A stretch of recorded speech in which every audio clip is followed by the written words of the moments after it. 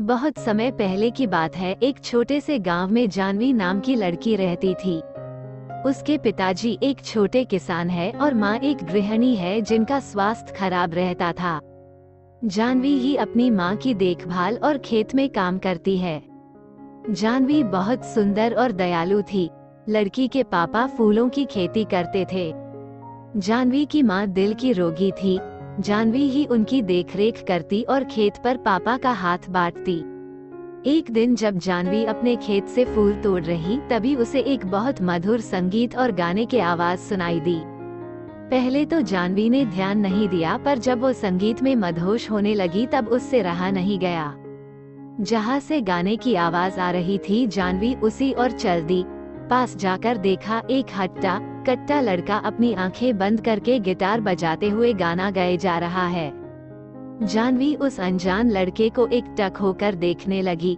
बहुत देर तक जानवी उसको देखती रही और संगीत में खोकर उसके पास आंखें बंद करके बैठ गई।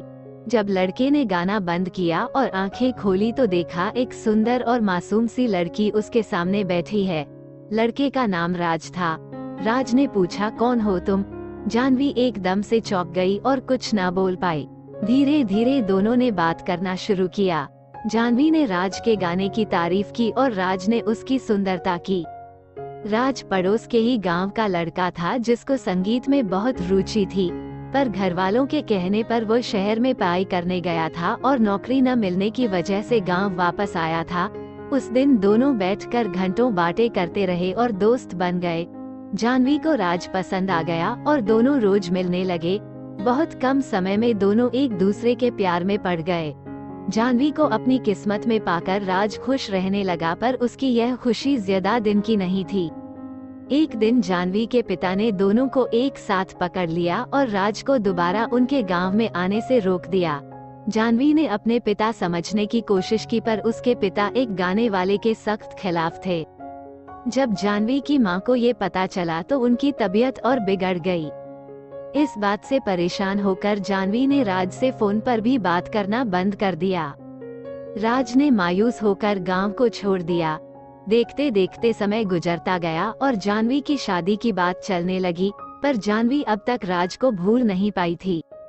उसको राज का वो वादा याद आता जो उससे करके गया था, चाहे कितना भी वक्त लग जाए, मैं एक दिन कामयाब होकर तुम्हें लेने जरूर आऊंगा। मैं मरते दम तक बस तुमसे ही प्यार करूंगा, तुम मेरा इंतजार जरूर करना।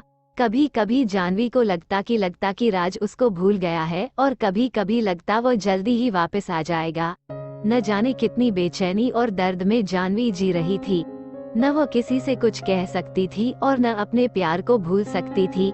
एक दिन एक लंबी सी गाड़ी उसके घर के बाहर रुकी जिसके पीछे गांव के बच्चे दौड़ रहे थे। इससे पहले गांव में इतनी महंगी गाड़ी कभी नहीं आई थी। गाड़ी देखकर ही मोहल्ले के सभी लोग जमा हो गए।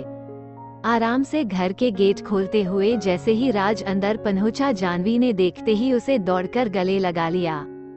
जानवी की अंदर लेटी थी।